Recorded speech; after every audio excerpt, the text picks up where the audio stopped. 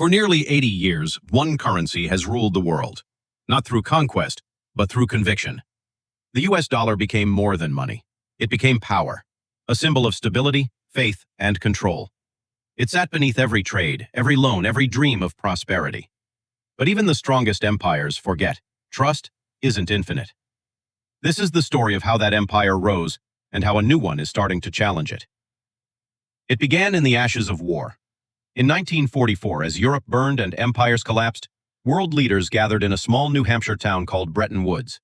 Their mission? Rebuild the global economy and decide who would lead it.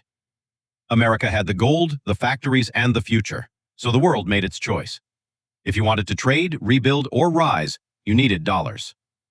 As gold bars clinked in Fort Knox, the world's currencies bent their knees to the dollar. Every nation pegged its money to the dollar, and the dollar was backed by gold.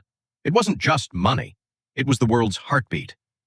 But stability has a price, and in 1971 that bill came due. Drowning in Vietnam-era debt, the U.S. abandoned gold. Overnight, the dollar wasn't tied to metal anymore, only to belief. And yet, that belief held. Washington didn't trade gold for paper. It traded gold for oil. In Riyadh, a quiet pact was struck. Price every barrel in dollars, and America would guard the kingdom in return. A deal inked in oil and sealed in secrecy. Overnight, oil became America's new gold, and the world had to buy both. Whoever controlled the dollar controlled the flow of energy, and energy meant life. But empires don't collapse when they're weak. They collapse when the world stops believing. And now, nations whisper the same dangerous thought. What if the dollar's age is ending? Every empire begins with belief, and ends when that belief fades. Across the global south, belief is fading, and a rebellion is quietly being financed. It began quietly, not with gunfire or revolutions, but with frustration. The world had grown tired of borrowing permission to survive. In 2001, a Goldman Sachs economist coined a casual term, BRICS, Brazil, Russia, India, China. A label that turned into prophecy. Within years, they met, expanded, and by 2009, while Wall Street burned, BRIC became BRICS, as South Africa joined the circle. They looked at the ruins of a dollar-led world and asked the question no one dared. Why should one nation's mistakes crash the entire planet? And as the West lectured the world on reform, BRICS realized the system was never built to let them win. For decades, Western institutions, the IMF, the World Bank, dictated who would rise and who would kneel. They lent money with conditions. Privatize this, cut that, obey those. It was power dressed as aid. But something had shifted. Factories in Shanghai, oil fields in Siberia, data centers in Bangalore. The new world was forming, one trade at a time. Out of 5 continents, one defiant dream emerged. A world where growth didn't need permission. China brought industry and capital. Russia brought energy and minerals. India offered labor, technology, and scale. Brazil and South Africa added food, metals, and reach. Together, they forged an alliance built on diversity, and diversity became their weapon. They didn't just talk, they built banks, trade routes, and payment systems, until the question shifted from if they could challenge the dollar to when. They saw how a single signature in Washington could freeze billions overnight. That wasn't economics, that was empire. Control of money was control of freedom, and freedom couldn't exist in a world priced entirely in dollars. If Bretton Woods crowned the dollar king, BRICS was building its rival throne. One brick, one currency, one rebellion at a time. Power doesn't shift through speeches.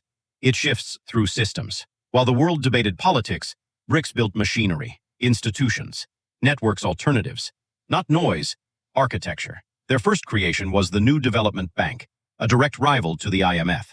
If the IMF was the fire alarm of the global system, this was BRICS building its own fire station, a fund designed not to lecture nations, but to lend without judgment. It was the anti-IMF, subtle, quiet, but revolutionary. Then came the Contingent Reserve Arrangement, a $100 billion safety net to protect members from financial shocks, a symbol that they would never again beg Washington for help. But finance isn't won in boardrooms, it's won in transactions. And BRICS was about to strike where the dollar was strongest, trade itself. They rewired the world's trade routes, linking Moscow to Mumbai, Sao Paulo to Shanghai. Yuan bought oil. Rupees paid for coal. Rubles bought grain. Every deal beyond the dollar was an act of rebellion. But these were just foundations. What came next was an earthquake. A BRICS currency, potentially backed by gold or commodities. For Washington, that wasn't competition, it was heresy. Because the dollar's true power isn't in its paper, it's in its exclusivity. Break that, and the illusion of control starts to fade. But evolution doesn't stop, especially when survival is at stake. New payment rails that bypassed American banks. Digital currencies, immune to sanctions, untouched by politics. Infrastructure projects stretching from Shanghai to Johannesburg, financed not in dollars, but in belief. Each nation played its part. China, the architect. India, the innovator. Russia, the resource. Brazil and South Africa, the bridge. Together, they weren't just challenging a system, they were replacing it, piece by piece. And the world noticed. From Africa to the Middle East, nations long bound by debt and dependence began asking the forbidden question: what if we don't need the dollar anymore? Because once an empire's subjects learn to trade without its permission, its throne starts to crack. And once the world learns to breathe on its own, it never goes back. Empires rarely fall because of enemies. They fall because of habits, the quiet arrogance that turns strength into weakness. For decades, the United States ruled not just through power but through perception. The dollar was trust, and trust was control. But trust, once spent carelessly, never returns the same. It started with confidence. America could print money endlessly and the world would still call it wealth. Debt became the new resource. Sanctions became the new weapon. And every time Washington used the dollar to punish, another nation looked for a way to escape it. By 2020, the cracks were visible. The Federal Reserve printed trillions to save markets. Inflation roared. The same tool that made the dollar strong, global demand, began turning against it. Because when every country depends on your currency, every mistake becomes everyone's problem. Sanctions against Russia forced a brutal realization. If the US could freeze reserves worth hundreds of billions, no nation's money was truly safe. That single move may have done more for BRICS than a decade of diplomacy. Suddenly, independence from the dollar wasn't rebellion, it was self-defense. And as BRICS expanded its trade and lending networks, America leaned harder on its oldest trick, printing trust out of thin air. But the more it printed, the faster belief faded. Inflation, rising debt, political chaos. The world was watching the once unchallenged leader struggle to hold its balance sheet and its image together. For much of the 20th century, nations trusted America because it built. In the 21st, they began to doubt it because it borrowed. And when belief breaks, power follows. Even allies started hedging. Saudi Arabia, once the pillar of the petrodollar, began accepting yuan for oil. Global trade deals quietly shifted east. The dollar was still dominant, but no longer divine. And that's what BRICS understood best. You don't need to destroy an empire. You just need to make the world stop believing in it. The cracks aren't forming abroad. They're forming inside the very system the dollar built. And history has never been kind to empires that mistake printing for power. Power never disappears. It migrates. And today, it's moving east, quietly, relentlessly. Until one announcement in 2023 made Washington finally look east. That year, a letter arrived, not from one rival, but 40. Nations from every continent signaling one message. They were done living in the dollar's shadow. What began as a small coalition had become a movement. BRICS wasn't just an acronym anymore. It was an idea. A declaration that the world no longer wanted to borrow belief from one nation's currency. Every empire survives on belief. For nearly 8 decades, the world's faith rested in the dollar. It was stable, predictable, eternal. Until it wasn't. From oil contracts to shipping routes, from gold settlements to digital trades, the flow of money itself began to shift. It's not a revolution shouted in the streets. It's a quiet shifting of gravity.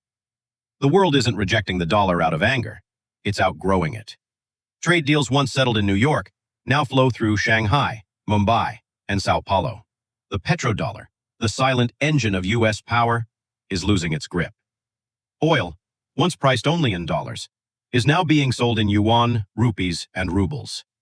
What once seemed unthinkable is becoming routine. For the first time in a century, the dollar is facing something it can't sanction, bomb, or bail out: competition. But even revolutions built on belief must face their own fractures. China's dominance creates eights. India balances East and West. Brazil and South Africa wrestle with instability.